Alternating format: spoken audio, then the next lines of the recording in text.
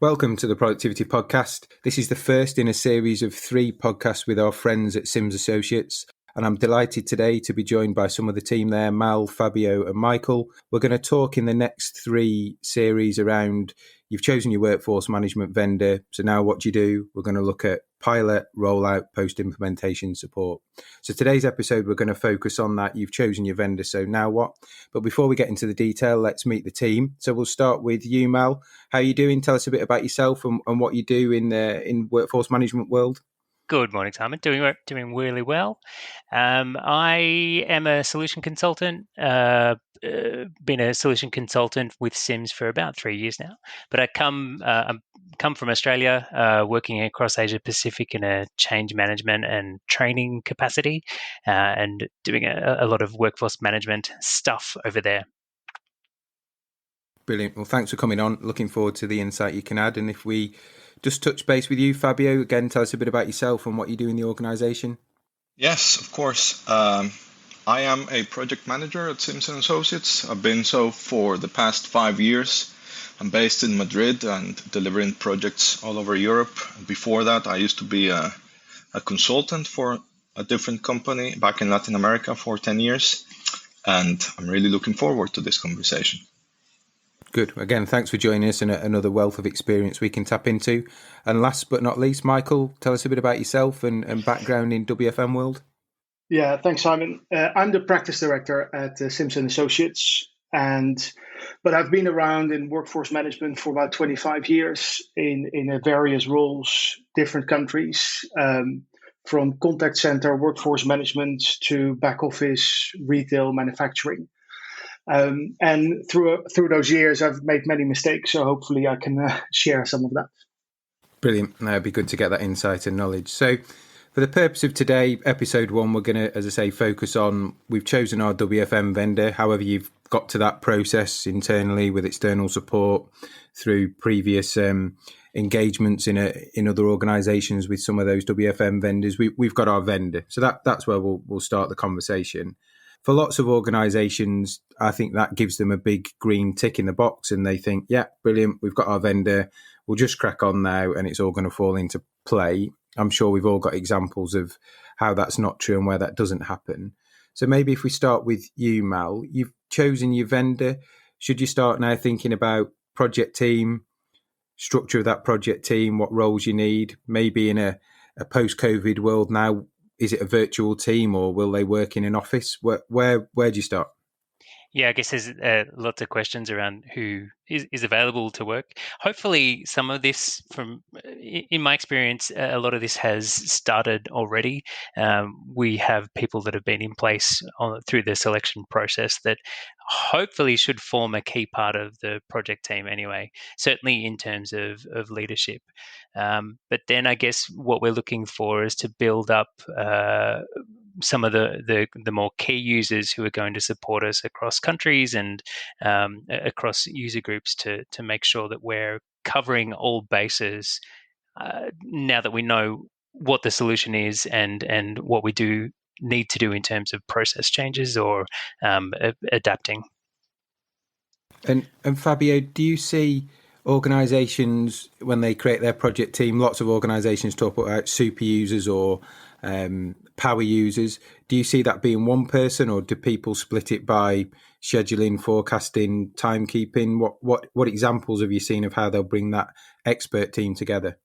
Well, it really depends on the type of the customer and their own organization and how the project is going to look like. It depends on the complexity of what we are going to implement. I think one of the important points regarding this is that there needs to be some sort of continuity or handover throughout the different processes within a project. So make sure that your people that were involved in the sales process and in the actual selection of the vendor are going to be at least involved somehow or done a proper handover to the people who are going to be working in the project with the vendor. And then out of that, I think the conversation for super users comes in quite naturally. You have been exposed to the product for a number of months or weeks during the project, you know how it is set up and you know what you are going to need. What we have seen is for larger organizations, you can have a team of super users, each of which is going to cover a specific region or just a geographical location. I have not seen before a split by function area, because it's really good that whoever is making administration of your system has an overarching vision of what the tool is delivering to you. No, that makes sense. And Michael, in your experience, have you seen, it sounds like we're saying almost the best practice is try and get those people involved even further upstream at the vendor selection stage or the initial conversations. Have you seen that work better than selecting the vendor and then kind of bringing your project team together? Well, I think to echo what Fabio was saying, it's so important that the people who are ultimately going to pull the project are involved or bought into the solution and the objectives of the implementation. Too often, it's a bit of a cold handover, and it really doesn't make for a smooth start. Do those people need to have experience of workforce management, or is it more important that they're kind of interested in the subject area and willing to learn?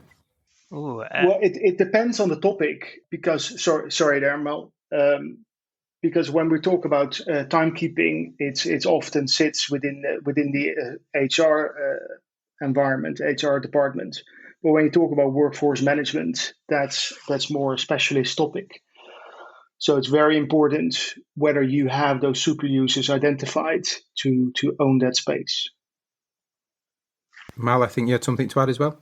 Yeah, just thinking, I feel like that would be perfect if they had both, a little bit of experience on workforce management tools, and a keen interest in helping the project change and move forward.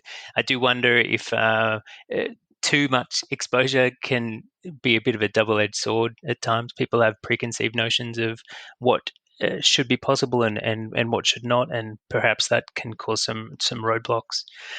But I mean, I'd love to have people on projects who are keen and kind of have a good knowledge of how solutions like this work. Yeah. Okay. So we've got our vendor, as we say. We've got our team now of people in place. Is it better, do you think, and this question would probably be answered differently 18 months ago, to have them all together, or actually can you still make it work in a remote world? What are your thoughts on that, Fabio? I think you can make it work. We have made it work for the past almost 2 years now. It used to be that we would travel constantly, and you can never substitute really that face-to-face interaction. It really adds quite a lot to how the teams work together and that bond that is developed, because these projects are going to take a number of months, and it's always good that everybody is in sync. But for the past 2 years, we have been delivering remotely.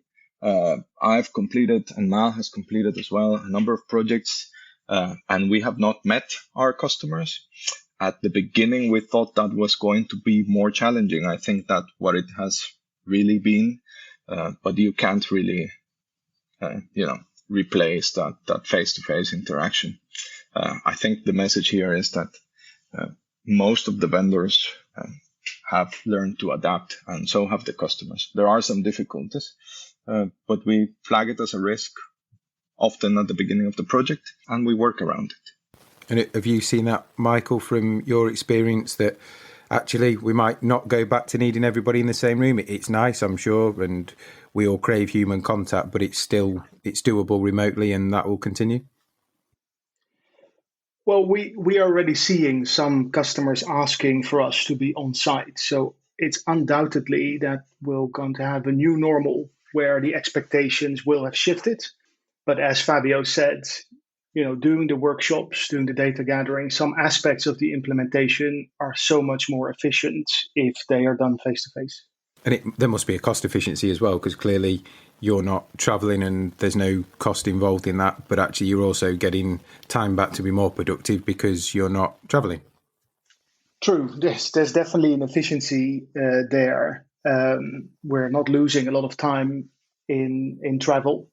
But if that means that some aspects of the implementation take longer because it is less effective, then it is an inefficient kind of saving. Okay, that's really good. So we've got our team. We're going to work a bit remotely. We're going to maybe get together once in a while. Next steps, kickoff sessions, requirement sessions, prep, and maybe some kind of data gathering. Is that typically where this journey goes? Yeah, absolutely. Kickoff sessions and getting to know who's on the team and what they can contribute and how people are going to work together to get to the end result, for sure. And I think this, for me at least, this part of the process is a little bit more difficult when we're not in rooms together. But I mean, like the guy said, it's certainly doable. I think cameras make a huge difference in this. Being able to see someone, being able to see if you think they're understanding what's going on, what questions are being asked, and if we're moving in the right direction, makes a big difference. But yeah, getting through these requirements is typically the next phase, and it's a fair bit of work to try to understand how people operate. So Fabio, just shed a bit of light of what kind of things people can expect in these requirement sessions. Are they going to have to make lots of decisions? Is it just a sit and learn more about the system? What things typically go on? So normally what we would try to do is understand what the rationale behind the requirements are so that we can translate that into what is actually going into the tool. So you will, or the customer will, hear our consultants pose a lot of questions regarding their day-to-day business, what their objectives are, how do they go about everything related to workforce management, so that then we can go back and translate that into the best possible solution with the tool that we are using. So they will have to go sessions similar to what has been discussed in the pre-sales process. And I think this is important because we often hear customers say, for example, we have discussed this before. We have discussed it with your salespeople, for example. But we will explore these topics in much more detail so that we can understand effectively why things are going to happen in a specific way within the tool. So that is what the customer can actually expect: quite a bit of interaction, a lot of questions from our side. Some of them were going to seem quite basic or topics that have already been discussed. But once we are passed through that first stage and we start going more in depth, they will really start seeing the number of complexities that can arise from this kind of conversation. And are those sessions a one-stop? So once I've made my decision or clarified a business rule, I can't change it? Or actually is the process more agile of when I understand the impact of those rules or decisions and it impacts the output, I can go back and change that? Or is that when we start to move into their super users, project experts being able to make the changes themselves? Well, it quite depends on how the project is structured from a project management point of view and an administrative point of view. So if we have decided for a more waterfall approach, normally we would have a first step, which is give me all your requirements. And then we will start building those and showing those to the customer once those are available. But if we are going through a more agile approach, which is also possible, but it has a different project setup, we will have just bits of the requirements conversation and then show those bits whenever it's possible on the system. And, it opens a different kind of conversation and can be a little bit lengthier from my experience, but that is also a possibility. We try not to be too strict, but at some point it is important that we get some sort of commitment of what the actual rule is so that we can safely put it in the system. Brilliant. And I assume from those requirement sessions as well, there'll be some data, maybe significant amount of data that the client needs to go away and get, maybe EPOS data, maybe HR data in formats and ways to then load into the solution to start the first kind of iterations of schedules and plans. Yes, data integration is a big topic on its own, and it will be, parallel to all the conversations that we have with the customer. We will always be talking about data and how that's moved, and are we going to do a specific kind of integration, a standard type? So, we have our templates. This is what we need, and everything is more or less standard. But of course, there are deviations around that. So I'm feeling good. I've got my project team. I've got my solution. We know how we're going to make it work. So how are the systems going to be configured? Because we've gone through our requirement sessions. We know where we're getting the data from and where it's going to flow. So Michael, have you got any tips in terms of ways of working with vendors that you've seen create a really good output or create a really good collaborative approach?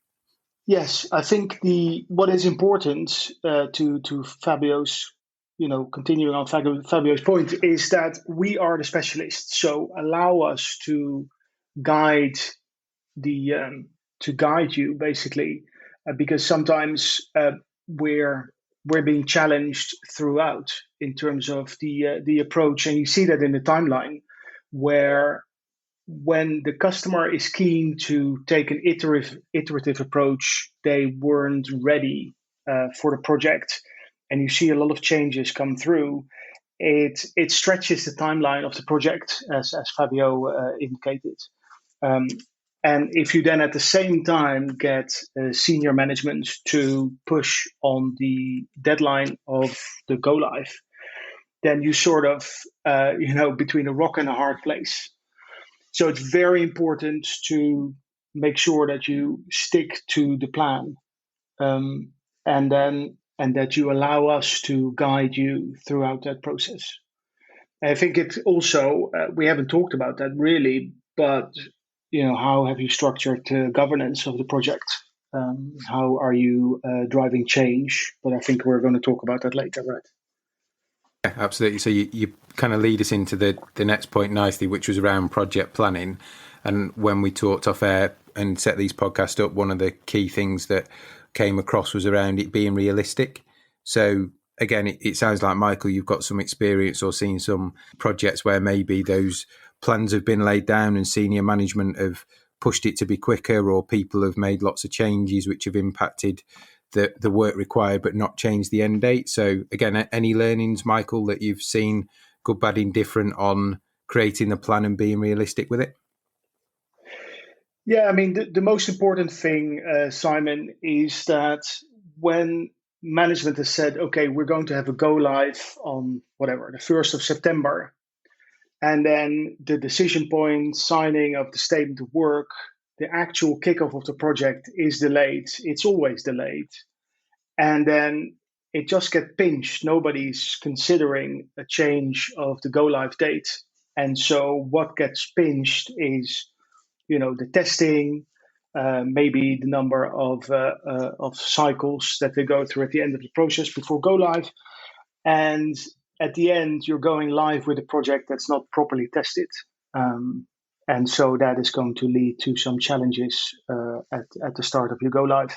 Being realistic, changing the timeline is a key point, but also in terms of how you're managing change. So making sure that you limit the number of iterations that you go through, and just have a change log and say what are the nice to haves, what are need to haves, and revisit that in sort of a phase 2.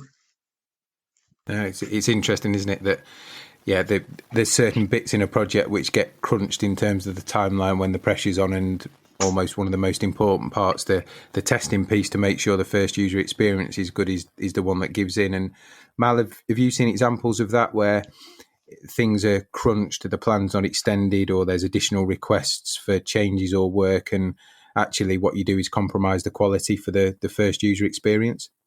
Yeah, that certainly can happen. I mean, testing, I find that if testing isn't completed, then that can often push things out.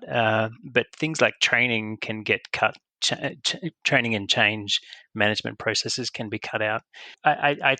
It seems to occur mostly where I think on the vendor side and the consulting side, we have a pretty good understanding of how these projects works and what sort of time commitments are required. Well, I mean, hopefully we do.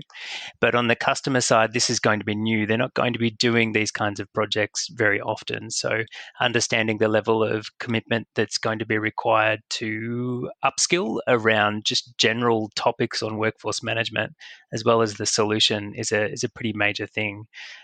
So if customers aren't taking advantage of the tools and training and vendor resources available to upskill, then that means part of the process in the project will be the consultants giving that knowledge instead. So that is pushing everything out, and it's a very difficult thing to work through. No, that makes sense, and that really comes back then to some of the change plan piece. So do you have a change plan in place as well? And Fabio, do you see lots of organisations putting a lot of value and time and effort into creating that change plan, or is it something you have to really reinforce that's good practice?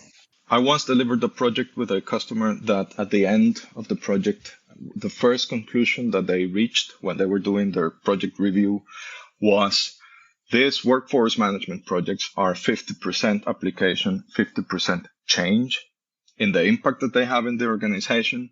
But the effort that we have spent throughout the project is more like 80-20. So more often than not, that is what I see. There is not enough effort and enough attention paid to the change management bit of this. And it is extremely important. We try to drive that conversation. It's often an internal conversation that needs to happen, of course, because it's within the customer organization. But just to answer your question, I think most of the times we do have to push quite a bit. Because of course the most appealing part of these kind of project and the most time consuming from a customer perspective, at least at the beginning, is everything related to the new tool and to the new system that is being implemented. So of course that's nicer and maybe more fun at the beginning of the project, but it often comes with the price of change and how change is managed. Michael, we've talked on other podcasts with people around the kind of WFM world that WFM project is very different than other tech projects that organisations may have implemented. They may have implemented EPOS, so you put it in, the colleagues have to press the button in the right order to get the payment by cash card and give the change, etc. WFM to me seems very different in that you don't really know what the output's going to be because it'll be different by week, by store. And actually a lot of the things that you need to tackle are thrown up during the project or during implementation or the first couple of weeks of use. So it's almost the other way around of EPOS, you know the tech, you know the order of buttons to press, you know the really clear outcome. WFM, you think or have some hypotheses of benefits and ROI, but until you've got your data in with your configuration, you run it, it's all a bit grey in terms of what the actual challenges and outputs will be. Is that fair? Well, there's quite a few points in there, Simon. Yes, it is fair, but there are so many dimensions to what you just said. Just to touch on a few of those. So first of all, workforce management is primarily a process or a set of processes, right? And the software is just to facilitate that process. I think most organizations, when they first select workforce management software and they implement it, they aim to replicate the existing processes in a tool, which in itself is sometimes challenging because no tool ever is 100% match. So you know there's going to be some compromise. I think the challenge is sort of phase two, as also Fabio indicated, is it's going to drive change, and the real benefit is going to come when they understand the tool, they understand its potential, and they are starting to redesign their processes. They're starting to change based on the capabilities of the tool, and that's where the real benefit of the tool is going to shine. That's a big thing. But when you look at retail, I mean, there's so many layers to the operation, as Mel mentioned, with regard to training, with regard to the knowledge, before the people on the ground are really going to use workforce management. That's going to take a while, because I've found too often in retail that at store level, people aren't really using those tools. It's such a small aspect of their day-to-day operation, their responsibility, that the schedules too often don't change, and it's not leveraged as much as it could. It's workforce management is a massively strategic tool that has a huge benefit potential, but it needs to be used, and that takes knowledge and that takes time. Yeah, no, absolutely. And I think it does stand apart from other projects. And back to Fabio's point, much more of a change project than an IT project, although unfortunately at times it feels more like an IT project than a change project. So yeah, it's an interesting one for those embarking on the journey. And let's just wrap this first episode up, Mal, thinking about ROI, business case, success criteria, maybe even project KPIs. Any views on how people track those, or actually once the vendor's selected, is it just all forgotten and kind of brushed under the carpet? Hopefully not. I mean, particularly when you're doing a multi-phase rollout, it's good to have those kinds of benchmarks in place to make sure you're moving in the right direction and getting what you wanted out of a solution. And I've seen some amazing plans in place for how we get to ROI and what ROI looks like in terms of measuring each process and what the change should look like after we implement a solution, how the processes change, how the resourcing can change as a result of the new solution. I mean, I think it should be tracked as closely as possible after the fact. How closely it actually is, I don't know. I haven't seen as much effort go into it after the implementation as goes into it before the implementation. Michael, Fabio, anything else to add to that in terms of tracking KPIs and ROI? Have you seen some good examples out there? Maybe start with you, Fabio. Yeah, there's a number of tools that will allow you to do this, but I think on a more practical level, a thing that I have seen that I like is that whenever we are meeting with a steerco from a customer, just to discuss overall progress with management from our side and from a customer side, I have this particular customer who always has the first 2 or 3 slides never change, and those are summarizing what we are expecting from the project, how we are measuring, what are the main objectives, and overall why we are doing this. So every time that we meet with the steerco, we have to go through those slides. And it doesn't matter if the project is going to be a couple of months or if it's going to be a couple of years, you are still constantly reminded of that, and you can track that. And it works quite well. And of course, there's a number of dashboards and things that we can use to report on. But it's good to have this general overview every once in a while.